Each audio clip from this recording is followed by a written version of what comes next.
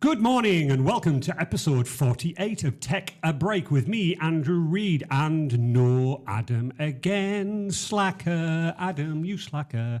Take this for the real, Adam. We love you, Adam. No. So yes, it's me on my own again. However, I've got a wonderful guest over to there. Hello, over to there. Hello, over there. How are you? Good morning. Good morning. Please introduce yourself to our lovely listeners. My name's Michael Janes. I'm Director of Community-Led Regeneration over in Teesside area. And that's it. And it's a pleasure to welcome you on to the episode. It's good to be here. Thanks for Thank you very inviting much. us. So how are you for a Friday? Yes, very well, very well. Obviously a bit nervous first time doing a podcast, but you said it's just like a conversation, so it should be all right. So, Michael, take us back. How long have we known each other? Oh, flipping heck. I no need to be like that. Yeah, it's certainly some time. It must be about 12, 13 years. Must be, I think we first met at either a Darlton Business Club event, where I was an FSB representative, or some sort of FSB joint event with another organisation, and we just we just clicked, didn't we? Yeah, we got similar interests, absolutely. IT background, that type of thing, you know. So we're going to come on to that, and I think I think when we spoke last week, we had Howard Little on. Yes, good I know old Howard. I know Howard very well. Absolutely, and I was saying that I've got you on this week, and he's like, blinking heck, because as I say, the Federation of Small Businesses, what a great thing. I mean, that was a great episode we had, and I know that you were a massive advocate of it, and I think that's what first got me into it. I was like, sorry, Michael, what's the FSB? You explained everything, and I was like, I'm signing up for this. And as I was saying to Howard, it was like a no-brainer, and still is a no-brainer for small, medium businesses. Oh, yeah. I mean, I did a little bit more, I'm going to call it activist work. Yeah. This is, I think when we first met, we had local branches. Correct. And from a local point of view, we wanted to see how the FSB could lobby for the small businesses, because I think it's so important that the viewpoints of small businesses are actually represented. Yeah. And I think the FSB does a fantastic job of absolutely representing the small and micro businesses to the local communities, to the members of parliament, to the councils, but also on a national basis. I mean, a lot of work was done, especially over COVID, and the support that was given from the FSB was absolutely superb. Yeah. I give a lot of time and effort to that. Rise into area leader for the Northeast. You did, didn't you? Yeah. So responsible for nearly 4,000 businesses in the Northeast, representing them at events and different meetings with the councils, and I think at the end of the day, I believe I managed to do something that was, positive for representing of the small businesses. No, I think it's fair to say, Michael, when I first set up Resilient, and obviously I met you, I think it was great. Obviously, as you said, we've got mutual interests in IT background. So when I mentioned, what do you do, Andy? And I mentioned that, and he went, oh gosh, right, okay then. And I think that's how we hit it off. But you were very, very supportive. Because that first 6 months to a year, I'm thinking, what am I doing? What have I let myself in for? Welcome to the wonderful world of small businesses. Oh, absolutely, absolutely. But it's an interesting point that you said there, because I did mention it to Howard last week, because I remembered it came into my head. You came into my head, bless you, by saying, and I said to Howard, am I right in saying that the FSB, they are lobbying, and you've got a really good shout with the government in terms, and they listened to you, and he was like, oh, it's fantastic. You read this, I think he said the Telegraph or the Times, it was an article, and it said the government, when it comes to small businesses, one of the, not the only people, Michael, but he said top of the list, Federation of Small Businesses, and then others. Yeah, I mean, I seen a report when I was area leader that the MPs actually trust what the FSB bring to the table. That's correct, yeah. And the trust percentage was something like 86%. Yeah. Of all MPs trusted what the FSB actually brought to the table, compared to other organisations. And I don't want to name them, but some of them were like 64%. And when it's that much of a difference, we can influence the policies of central government. At the end of the day, we need to represent the voice of the small businesses. Correct. Because when you're in business, it is quite lonely sometimes. It is. And for me, I do my networking. Absolutely. I go to the opening of a paper envelope. So favorite saying, I love it. Yeah, I love it. And it's one of those things where you get to know people and you get to know other businesses, and you try and help and you give more probably than what you get back. No, 100%. And I think that our relationship has been, yes, you're doing the IT for CLR, but it's one of those things where I've passed customers to you. Yeah. You've put people in front of me, and it's about that. To me, that's good networking. It's good business, because your referral business is the best business that you can actually build your business upon. No, exactly, Michael. And as I say, through this podcast, I do a good phrase that says, I believe certainly giving is the new selling. And you know me, absolutely. I mean, that's what we've got. You've asked me for favours in the past. I'm like, absolutely, Michael, not a problem at all. Oh, Andy, it's a little bit of a favour. I haven't got much cash or whatever. And I'm like, not a problem. Don't.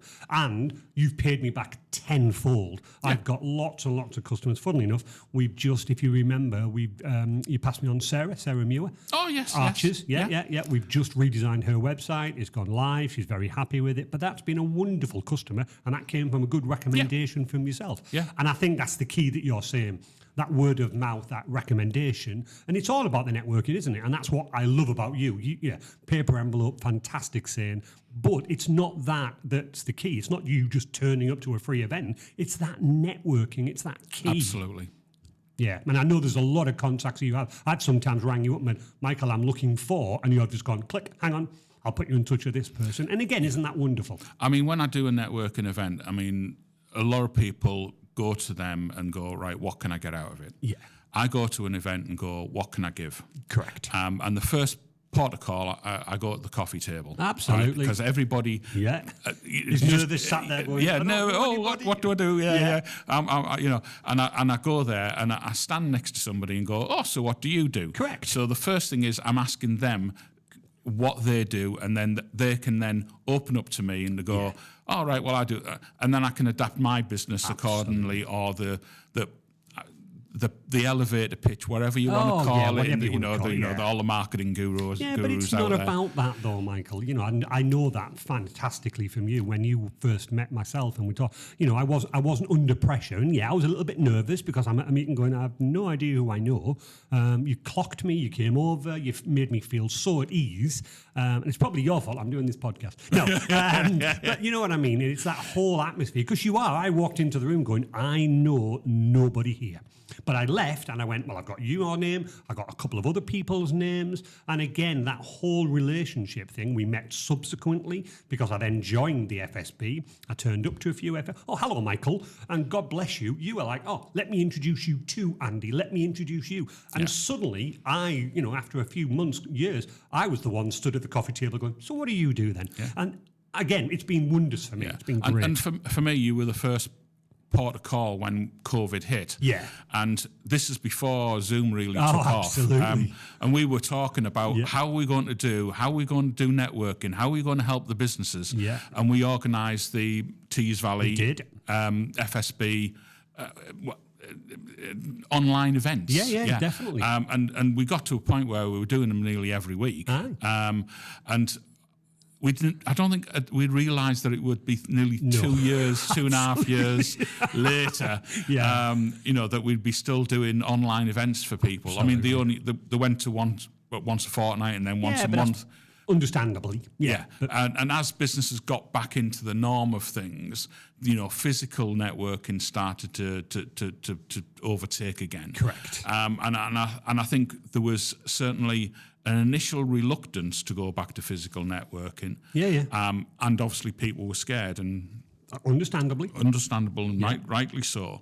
But that networking opportunity, I was like a breath of fresh air for me, because you were stuck in the house, headphone hair, and just like another Zoom call. And I think from that, from 2 years of being stuck in your own home and in front of your computer screen, your dress code reduced. I mean, I'm here today in my suit, and it's like, hang on, have you got anything? Yeah.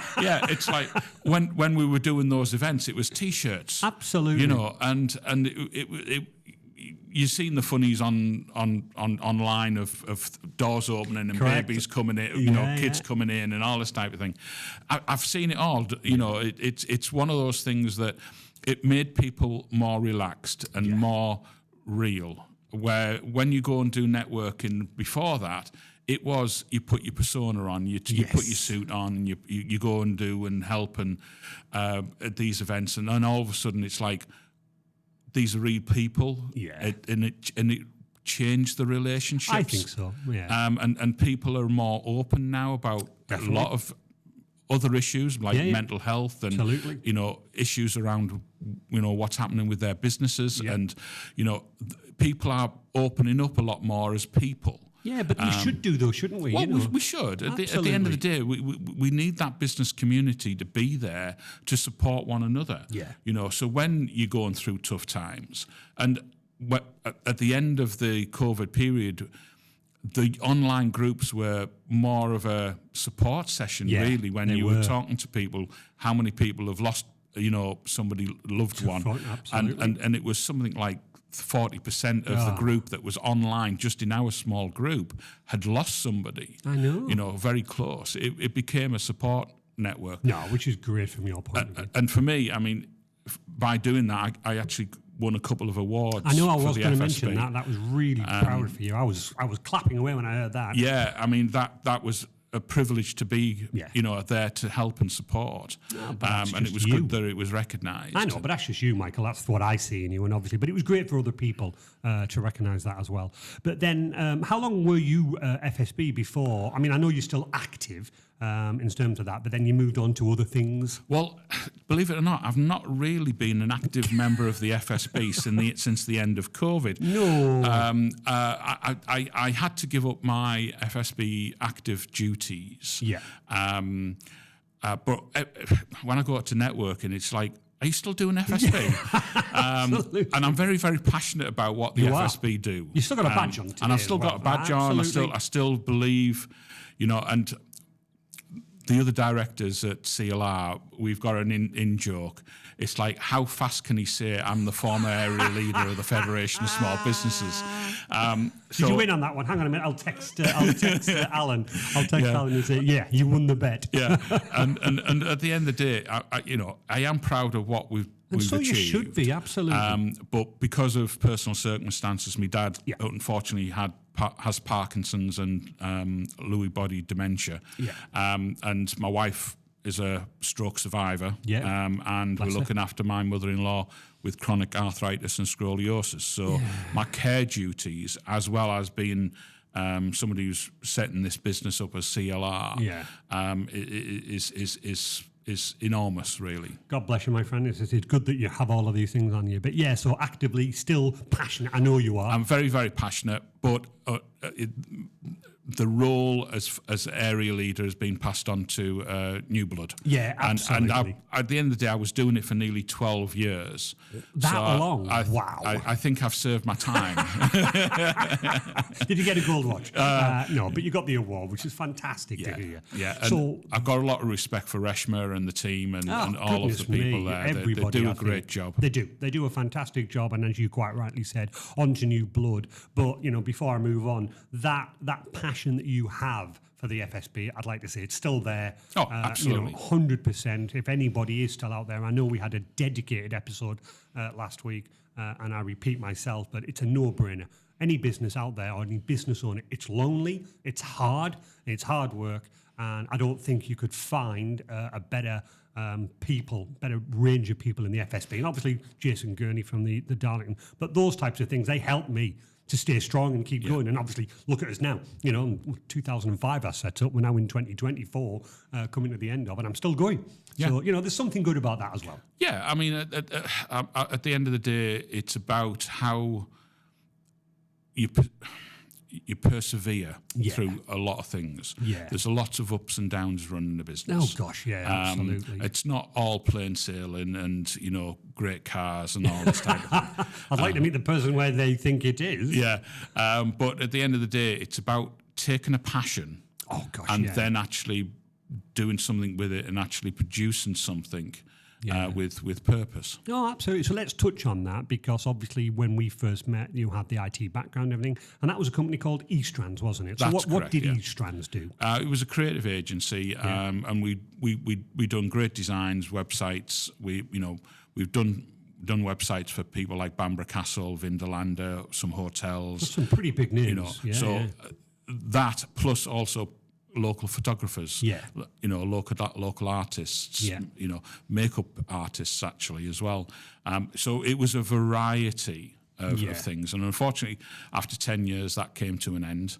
And then I moved on to 1600 Systems with a good friend, Mark Coleman. Yes, we know Mark as well. And that, was an interesting time of my life with Mark, and then COVID hit. He got to near retirement. Bless him, yeah. And it's like, right, I've had this passion for community-led regeneration since about 2016, something like that. You've always been talking to me about it as a passion. And I don't think it was a surprise to me that when you did say to me, right, Andy, I'm doing this now, I'm like, well, actually, I think you were born to do that. But that's great. And I make no bones about it to anybody. I am a Christian. I go to a church in central Middlesbrough. And I think that is drawing on a lot of the values that we're doing for CLR. Especially when you're looking at it's about people, it's about places, and it's about purpose. And that 3 pillars is so important to get right. To answer questions about how do we regenerate areas, how do we regenerate areas that have not been touched for 30, 40 years, and it's about how does a community come back together, and especially even now with all of the riots and stuff, you've seen the worst of people, but you've also seen the best of people. And I think for me, we need to get that community spirit driving again, and seeing how we can actually work together to better the community that we actually live in. It's an awful thing to say, Michael, but sadly, I think that when you get, shall I delicately say, when you get some people that take the law into their own hands and obviously cause the riots, obviously I'm very careful not to step on any overlines here. However, what I'm getting at is that you find some people will do some bad things, and out of that bad things come such wonderful things. So obviously, I remember, sadly, it was in Middlesbrough where they had all of that riots. I was reading it in the news, looking at it on social media, and it was appalling to what's done. But what was brilliant, I think, is the amount of noise that the bad people stroke the rioters made was insignificant to the amount of people that then went onto social media and said, right, who's with me? Tomorrow morning, let's go and we'll tidy up. It's their own free time. To me, that was like, I'm so proud of what the people are doing. Because obviously Middlesbrough is very close to us. I've still got cousins that live in Middlesbrough. And I think everybody that I would speak to normally is, they find it abhorrent. And they're like, no, I totally and absolutely do not agree with what these people have done. That's not the voice of Middlesbrough. But as I was saying and getting back to, the amount of outpouring that came, I'll come and help. I mean, that was fantastic. Yeah, I mean, my church is actually just off Linthorpe Road on Clifton that's Street. where it was, yeah. So literally, we were in the thick of things. We'd done prayer events and different bits and pieces. It was one of those things where the day after, when people came together, there was a lot of people from different organisations and different faith backgrounds. Absolutely. And it was great to see them looking at ways in which they can actually revisit the community and actually rebuild the community. Yeah, and that's what I'm getting at. Out of bad comes good. Because I don't believe that anybody is a bad person. They have obviously been influenced in a way, or they're obviously believing something. Obviously, there's a lot of conspiracy theories about what the original thing that happened, which are untrue. But you just get some, shall I just say, bludgeoned people that just go, no, it's an excuse. And again, I suppose I don't want to say the word funny. I think there was a lot of people suddenly going, well, okay, the thing that you were supposedly be rioting against, why would you smash up a shop and a car? I mean, it's your own town. Yeah. What were you thinking? One of the things that I found strange was a rioter actually smashing into Greggs. Yes. You know what I mean? It's like, Really? Unfortunately, shall I just say, it was probably the IQ of that person because, they just thought it was an excuse to riot. Let's have some fun. But you're right. I mean, that was a classic example. What in the world did Greggs have to do with this? Sadly. Well, I mean, at the end of the day, for community-led regeneration, we are trying to look at ways in which we can rebuild communities. Yeah. And one of the things that, I can announce today, we've actually got an options agreement on 31 acres of land. Wow, this is breaking news, yeah? Redcar and Cleveland Borough Council. And we are planning on doing a community energy scheme. So looking at ways in which we can put solar panels on the actual land. Wow. It's close to South Bank area, and basically we can look at ways in which we can get the power into the grid by 2025. Gosh. So it's a very, very quick connection to the grid. We've worked with the Combined Authority through the EDGE programme, and they've done a marvellous job at trying to get the communications language right. Yeah. But all of the reports are done through Discerner, and they're saying, there's 2 connection grids available, so to go. Wow. We're going to be producing 10.8 gigawatts of power. And the idea sounds is a lot. I don't know. It sounds a lot. Well, the idea is we then do social housing and we load balance the energy consumption of social housing with the actual solar farm. And those housing will have solar panels and battery storage, so that we're creating homes that use less energy. And if we have those homes available, that means they're going to have more money in the back pocket. Yeah, of course. So therefore, they're going to live better, and therefore want to be part of the community, will want to be part of that area. Yeah. And the council has got on board with, they're 100% behind what we're trying to achieve. And it's doing it in stages. Of course. It'll take nearly 1 million tons of soil just to get it flat. Yes. This land. So we've even organised that amount of soil. Goodness so me. Things are moving forward very, very fast, and I'm just organising funds for the planning and the security of the premises, and so we're moving things forward at a very, very pace. No, that's fantastic. But as I said to you before, Michael, when you did announce to me and said, I'm moving into that community, the community role that you've got, again, I said to you, the absolute right person with your background of who you are and, how you can be so open and honest. Obviously, we've touched on that, your faith and what your belief. I said, couldn't be a better person. And obviously, it was great that when you did phone me, and it's about the networking. Absolutely. You needed some IT, you needed some security, and thankfully, bless you, you gave us a shout, and I was like, I can help you.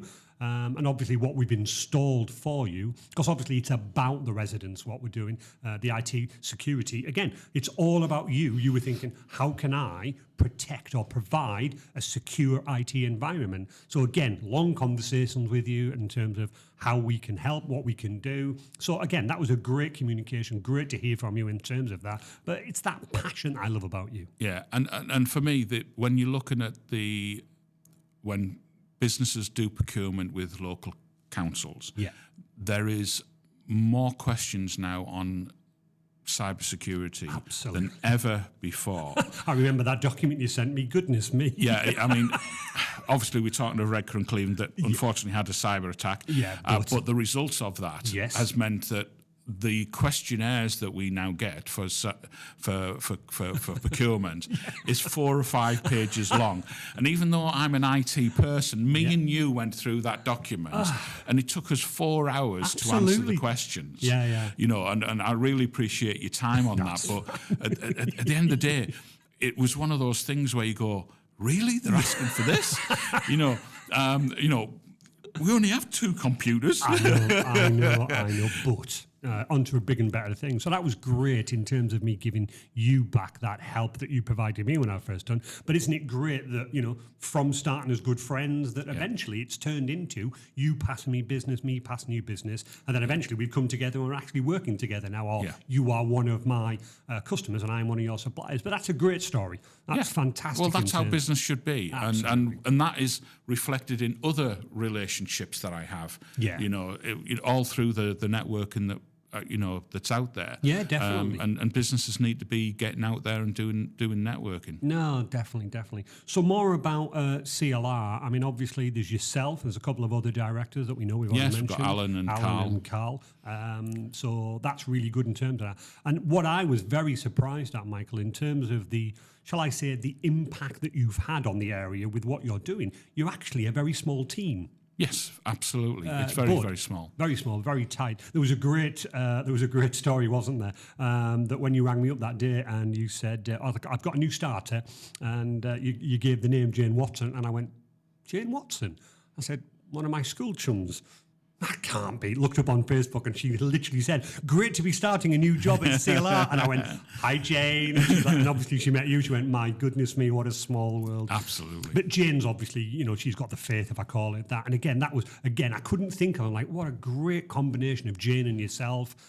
With the faith that you've got, but with also the background of yourselves. And again, it's all about giving back to that community. I keep going on about it, but I just think there isn't a better role that you've got now. And certainly what I've seen from my personal point of view, what you are putting back in the community is highly, highly commendable. Well, I mean, one of the things that we're working with CLR is the interconnection with bigger church structures. Yes. And I think that the church in itself needs to think outside of the box to solve some of the social issues, including housing. Yeah. Yeah. And I think, working with a number of people, including the Church of England, that we've got contacts with and connections with, we can actually look at strategically changing some of the attitudes and some of the ways in which we deal with property that maybe no longer is in use. Yeah. I'm going to say some churches that maybe have closed down. Yeah, absolutely. Absolutely. Could be repurposed Yeah. to help the homeless, help the communities out there that need housing for the centre part of the community. There was a very good report by the Church of England, and I think it's called the Coming Home Report, and that report shows up that the cornerstone of any community is homes. Yeah, definitely. And if people are secure and are able to actually live in a place where there's security and safety in that, they can then look at training, look at raising a family, look at flourishing. Yeah. But if they haven't got that home, then it is almost impossible to rebuild a community. It is. So that's why CLR wanting to go into the social housing side of things and load balance that energy across all of the houses that we're intending to build. Yeah. And then also look at the community energy scheme in which we can actually then work together to actually arrange what's called a power purchase agreement, so that we loan the energy to the grid and then be able to move it anywhere around the country to hopefully eliminate fuel poverty. Yeah, absolutely. And that's a model then for going forward for anywhere in the country that we could build solar panel farm, link it to a housing estate.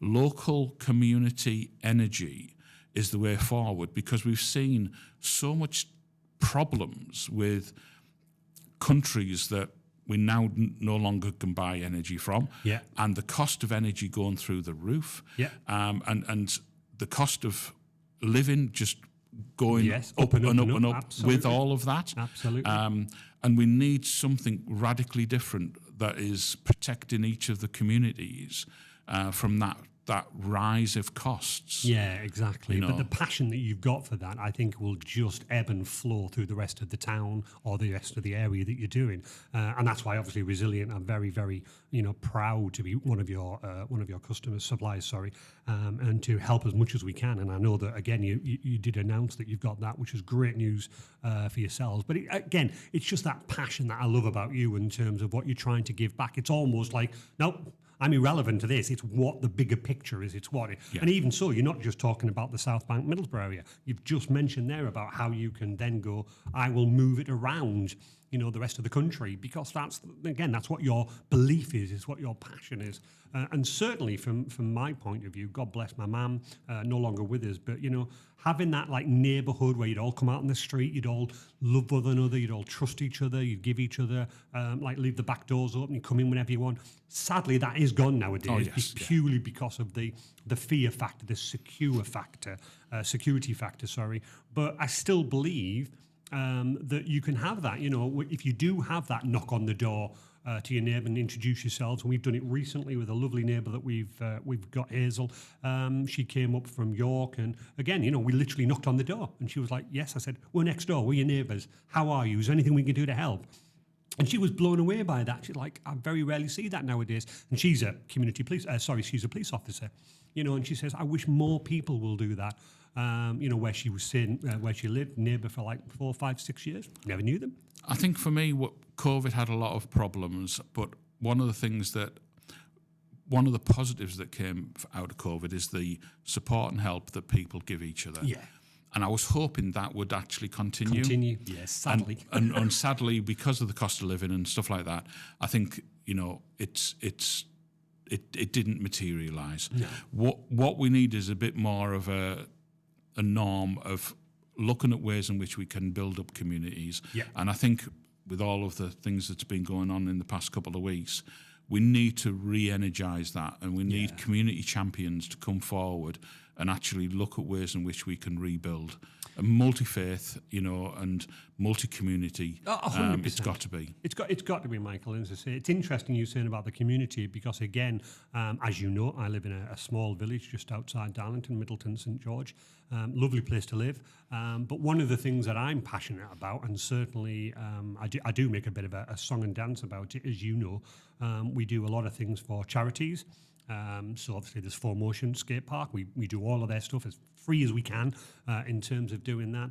But again, interestingly, even down to my small community, there was a good friend of ours who said, unfortunately, our hosting website is, we've having to pay for it. It's the local parish council. And I just went, I'll do it for you for free. And they're like, what, no money? I'm like, no. Why would I charge? You do great things for local parish of Middleton St George, so why wouldn't I? And again, it's not awful, Michael, but I almost got asked too many questions by going, are you sure? What's the catch? And I'm like, listen, there's no catch. I will do it for free for you. And they're like, really? And I'm just like, isn't it not sad? But I was just like, wow, isn't it awkward that you have to sort of like go, no, I'll do it for free for you. And then again, but that's all the stuff. So moving on in terms of your background, in terms of E-Strands, obviously that was a successful business, and, bless COVID, but then you moved on to 1600. Now you're into CLR. You must have also seen how technology has literally moved when me and you started. Oh, yes. Oh, yes. Right the way through to, some of the security and the networking. We've obviously put the Ubiquity software in and the Ubiquity access points in. And again, if I can touch on that, you weren't sort of like cash rich at that point and stuff like that. And I just went, I'll tell you what, I'll lend you an access point. I'll lend you this. Let's put it in for a couple of months. Is it working for you? And again, God bless you. You came back to me and went, it's all working, Andy, but I now need to pay for it. I've got the funding, let's go for it. But that was me just without batting an eyelid going, yeah, I'll help you, that's or that. But you must have seen that technology shift. Oh, yeah, absolutely. And we live in a society where we're never really off our mobile phones. Oh, sorry, hang on. It's only a timer. But it's one of those things where, especially when you're looking after young children, I'm going to say young adults. Yeah. These young people actually, so much, their lives revolve around the phone. They do, absolutely. So having strong internet, having strong Wi-Fi, you know, the security side of things you know, you need to make sure that's spot on. And I think that reliance on that information superhighway is crucial to their lives. But, you know, it's one of those things where you see the negative side of technology, where sometimes you miss out the relationship side of life. And I think we need to find that balance. And it's all maybe not through Facebook and TikTok and all of the other social media that people use. I mean, I'm more of a LinkedIn and Twitter person. But each to their own. My wife likes TikTok and Facebook, you know. Definitely. But for me, the IT future is something that really interests me. Absolutely. I mean, I've done a lot of branches with doing notes and meeting notes and one thing or another. I'm looking forward to AI going, right, start this, transcribe this, email me a document with all of the notes, and actually what questions do I need to ask as you're going through? You know, it'll be great then to actually get that in an email and go, right, I've got my notes and I don't have to handwriting all of the things that I need to actually remember. No, absolutely. You know, so we could have a conversation during a meeting knowing that all of the meeting notes, and I think AI will help with all of that. And I don't know whether it's all there yet. I don't think it is, Michael, but I know that when you rang me up a few months back and said that you've heard about this Microsoft Copilot and the Chat GPT and things like that, and certainly Resilient have kept a very, very close eye on it, and Copilot is something that we're going to start to look at. And certainly when you said, forget about what it does, Andy, you said to me, you said, because I know what it does, because obviously you've got that technological background, let's turn it around and going, what I'm after, let me tell you what I'm after, can AI help? There's a lot of technology, and there's a lot of talk about what AI will eventually, you know, Skybot, Skynet, you know, and it'll take over the world. It's like, no, it never will. You know, not in our lifetime. But it's more about, you're absolutely right, it's more about that, me and you, having a Teams meeting, knowing that AI is sat there at the end of it, and when I say meeting finished, it goes, okay, not a problem, I'll summarise the points that I believe are correct, and I'll email Michael and Andy. That, to me, is like, thank God for that. Because you know what it's like after that 4-hour meeting of that PDF security. Both me and you were like, God, I need a drink. It was like that. But if we'd have had that conversation and AI had summarised it and said, okay, the points taken from this are X, Y, Z, off you go. And Michael, you had 10 points, Andy, you had 10 points to action. Isn't that a wonderful thing? It really is. It would free up so much resources and meeting times. You know, and knowing that all of that's actually being handled. I know. And I think, you know, especially if you could tailor it to, I need a HR person, you know, to dictate this. Absolutely. Or, looking at it from a legal perspective. You know, and have it, look at ways in which it can tailor the information and the reports back. I think would be very interesting to see how that could be facilitated.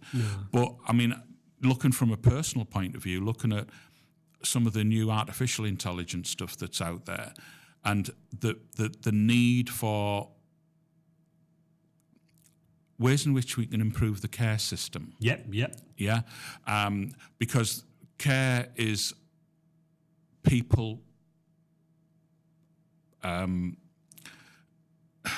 heavy. It needs a lot of caring people to look after some people who are needing that care. Absolutely. And I think if there's technology could be helped to warn and help, and, you know, buzzers and fall protection stuff, and, you know, for me, I've seen it where I've cared for my dad, and he's actually been in a place where he's had carers come and visit. But he had 22 falls. Some of them through the night.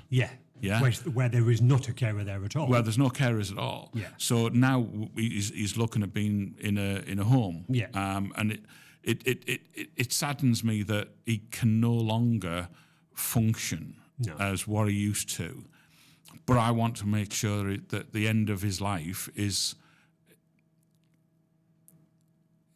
at least caring and supportive as we possibly can, and loving. 100%. You know, and and I think technology could help in some of that.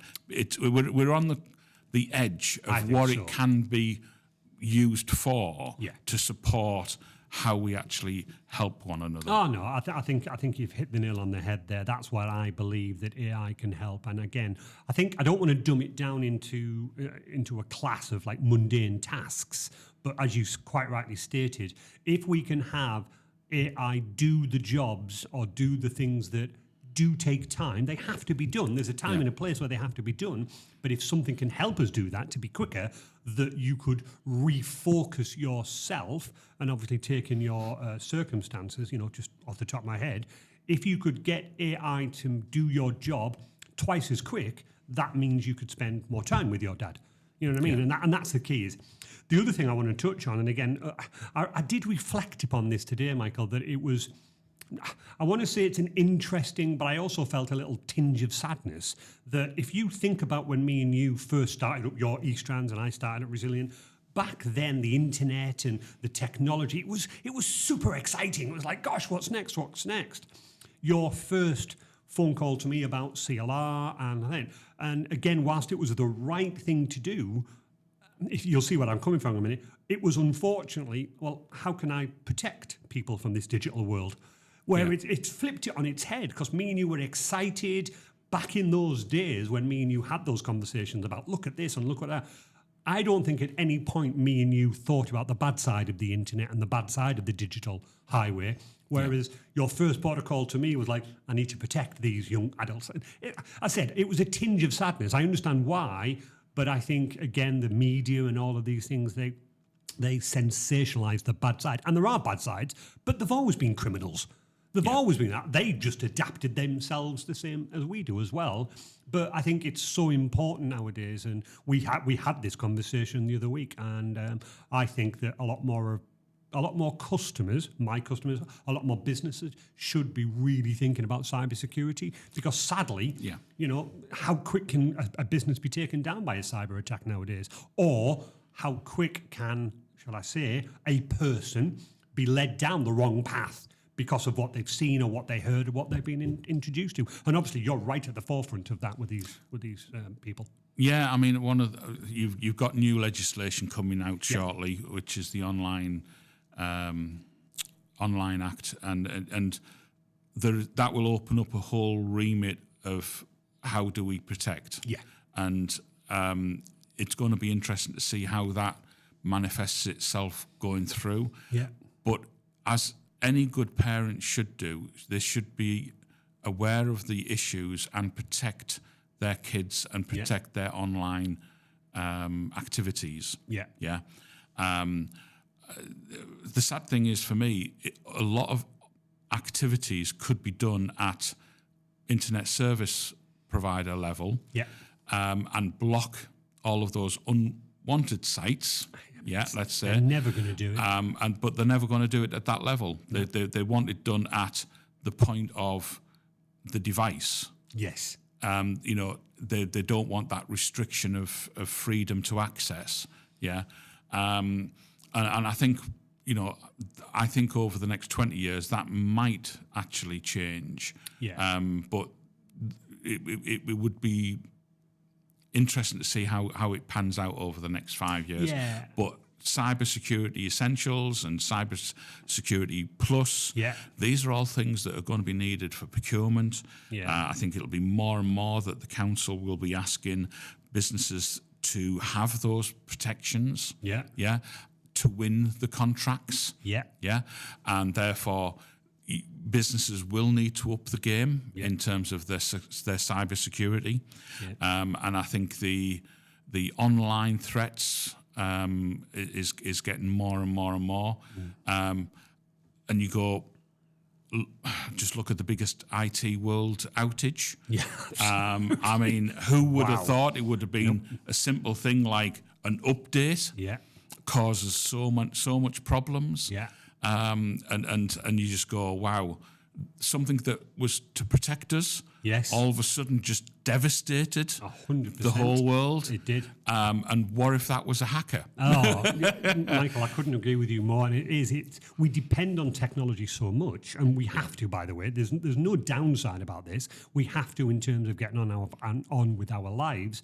But I couldn't agree more with what you've just said there. So 2 points I want to pick: cybersecurity from a personal point of view, from a company point of view, resilient. I'm seeing more and more customers approach, more and more of my customers approach me going, actually, Andrew, in order to win this contract, I need to be cybersecurity accredited. Yeah. How can you help me do that? Cybersecurity, really, Michael, for you and me, of our, shall I say, age, it's common sense. But obviously what we're finding from our point of view is that yes, I can put, the technology in place to protect a business. But what I'm finding is that 70% of my work is training. Yes. Because, and again, I've said this before, any customer, any company, Redcar Cleveland Council, I don't want to dwell on the fact that they get hacked. They are not, stupid people. They've got millions of pounds worth invested. The hack came from one person targeting another person, because human beings are the weakest link in any security. Again, I've told this story before, that one of my customers in the early days, right, Andy, I've got all the software, the best antivirus, the best whatever, I'll never get hacked now. And I'm like, no. I said, all I need is one of your people to click on a dodgy email, enter their details. I said, they've opened the back door. There's nothing that I can do. And that's when he had that light bulb moment by going, gosh, you're right. The minute, my software can't recognize that somebody's been sent a quite innocent, hi, Andy, it's Michael James. I need you to transfer money to here, not a problem. They've made it look like you. They've made it feel like you. They've made it do it. I follow that action. My software is going, what's malicious about that email? There was nothing. The fact that I clicked a link that took me to a good-looking website that I entered all the details in and then went, oh, my goodness me. That to me is massive. And I know, again, what you were saying is that for CLR, we're trying to use technology to teach these people how to protect themselves. And it's all about that awareness, isn't it? Yeah, absolutely. And, when you're looking at it from a small business's point of view, just looking at the process of payment of invoices. Yes. Yeah. Word documents can be changed. With PDFs nowadays. PDFs can be changed. So account numbers that are currently on an invoice could be easily changed through the system. Instant. And for me, you need to put the mechanical processes in place that when you get a new person to pay, you phone them up and go, can I just confirm over the phone yes. what your bank account details are, so I make sure that I'm setting it up on the system correctly. Correct. And then if anybody requests a different thing, you phone them up and go, I've got a notification that you've changed bank details. Yeah. I just want to confirm with you that because that phone call, I've had times when they go, no, that's not my bank details. Yeah. And we're just a small company. Yes. So when you're dealing with lots of invoices, it can be quite a nightmare. Oh, it can be. And as I said, the other thing to make sure that everybody does understand is that you yourself can take the best precautions in the world, but you've just said it right there. You could have your supplier that's been hacked, God bless them, and they will send you an invoice and you've got no idea. Well, I know Bob the Builder. Yeah, fine. I use him all the time. I'll pay that invoice, or he's a document from Bob the Builder. But I know him. Double click. Oh my goodness me. Because then you get the phone call from Bob going, really sorry, I've just been hacked. Don't click on any links. And you're like, oh. And again, having that knowledge in your brain to go, that's unusual. Bob never normally does that. So again, back to my point, by training and giving the users that awareness to literally think for 1 second before you click that link and go, would Michael or Bob the Builder ever send me that? No, that's odd. Or your point, that's unusual. Michael James has changed his bank account details. I'd phone him up. Hi, Michael, have you? Yeah, but again, in this world that we live in, I also get the other side of it where going, listen, if they've sent me an email, I haven't got time to ring that person up. And I'm like, yeah, okay. It's always a balance, isn't it? I think for me, when you're looking at some of the stories that I've heard where somebody's selling the house and the solicitor gets an email with different bank details to pay the money of the sale of the house. Absolutely. I think there needs to be better due diligence. And I would have no problem paying that extra few quid on a solicitor's bill if the money went into my bank account correctly. If it didn't, I would be outraged. I'm not surprised. You would be. And it's one of those things that we need to really go and say, right, well, let's have a look at what it's from a customer service point of view. Yeah. If you manage to save somebody's payment going into a different bank account and they've lost 10 grand, 20 grand, couple of $100,000 on the sale of a house. Absolutely. I'm certain that you'd have more problems and customer complaints. Yeah. You know, if that happened, than somebody going, you know what, that was really good service that I received. Yeah. You know, so let's look at it as a customer service issue. Yeah. And phone them up and go, I just want to make sure that, you know, I'm sending it to the right place. Yeah. You know, wow, what a refreshing business to deal with. Oh, no, definitely. Touching back on your point about AI, again, there's an interesting point that you could do. Yes, we need humans all the time to interact, but let's assume that you could, if you were, play the role, if you're selling my house for me on my behalf, yes, you've spoken to me. Can I confirm your bank account details, Mr. Reed? Absolutely. You put them in the system, but then almost have, let's say, the invoice that's come in, get AI to look at the invoice bank account details, match them up to that, but then flag you to go, hi, Michael, AI bot here. We have an in-joke called Gary AI. But just to say, we received an invoice from Bob the Builder or from Mr. Reed. Just notice that the bank account details are different. Again, there's AI utilising technology to go, oh, that's odd. Hi, Andy. I've just noticed that you've sent this in, blah, blah, blah, your bank account. Nope, that wasn't me, Michael. But there's the AI doing that job for you and flagging it up to you. Can you do it on spam calls? I mean, I got one the other day and it was like, your number has been accepted and you've won a prize of a better contract for your mobile phone. No, thank you. Right. No, I haven't. Yeah, so sadly we still get those silly phone calls. But we've certainly noticed, and you must have noticed as well with your IT background, the scammers, unfortunately, they're getting more sophisticated and clever. Absolutely. Oh, it's crazy how clever they're getting now. And sadly, they're also using AI to up their game from their point of view. So, yeah, it's a world we live in, unfortunately. It is. And, you know, how far are we going to go down that road? You know, we can scaremonger and the world is going to fall apart and all this type of thing. But actually, you know, we do need to actually have a lot more common sense in a lot of the business attitudes that we have. Yeah. You know, and I think AI, yes. You know, will the world be ruled by AI?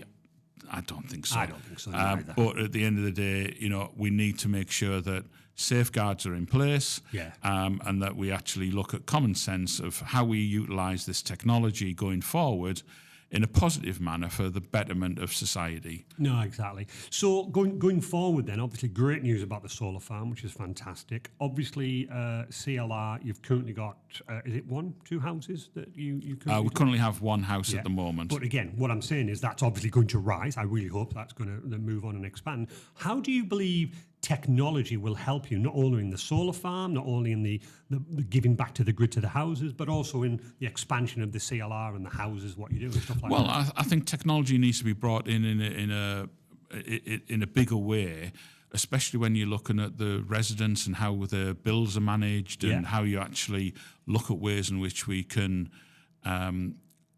load balance the energy across the whole housing estate. Because at the end of the day, you may build a house and one person may live in it, but then there's another house that 4 or 5 people might live in it. Yes. And they will use more energy of course they will. Than the person who is just one person. Yeah. And the concept is if we put solar panels, battery storage, the energy that is effectively generated from that person who's just the one person could help and support the family of 4. Yeah. So you know, when you look at the cost price of the energy tariffs, I think it's something like 4p a kilowatt from solar panels that the grid buys off you. Yeah.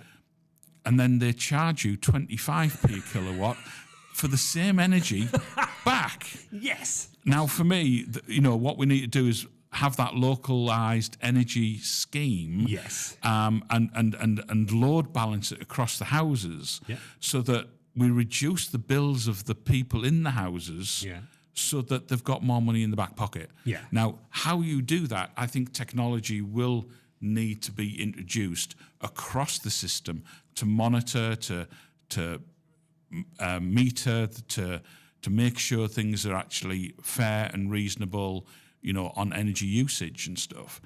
But I think at the end of the day, it needs to be part of that system. Yeah, I get where you're coming from. Yeah. And let's face it, the internet or having access to the internet is like having water bill and electricity and gas. Yeah. It's a service within the house that is absolutely necessary. Yeah, and I think looking at security for the whole community. AI could certainly help with, the security of a community and facial recognition and go, he's not from this community. Yeah. Flag it up, right? Yeah. Just let's watch that person. Make sure he's not doing any antisocial behaviour. These type of things could be brought in, but hopefully not in a police state type. No, I get you, Michael, but I think that's a really good idea in terms of in terms of sharing. So what I've taken from that is that instead of shall we just say the electrical company saying charge Mr. James over here, he's used X on the house. If you have it as a community feeling, they could go, well, actually, Michael's on holiday for 2 weeks. Yeah, instead of charging him for the electricity he's going to use, I'll use that for somebody else, and you almost, as a community, get charged. Yeah. So again, it's all about that sharing and the caring that you're providing and trying to get into these solar farms and all of these energies and batteries. So again, fantastic work that you're doing in that, and I certainly believe technology is going to play a big part. And Absolutely. I'm very excited that, obviously as a supplier from yourself, very excited to be part of that and try and see how we can help, because it's a huge task that you've taken on. You don't seem to be taking it lightly though. You're like, no, come on, let's crack on.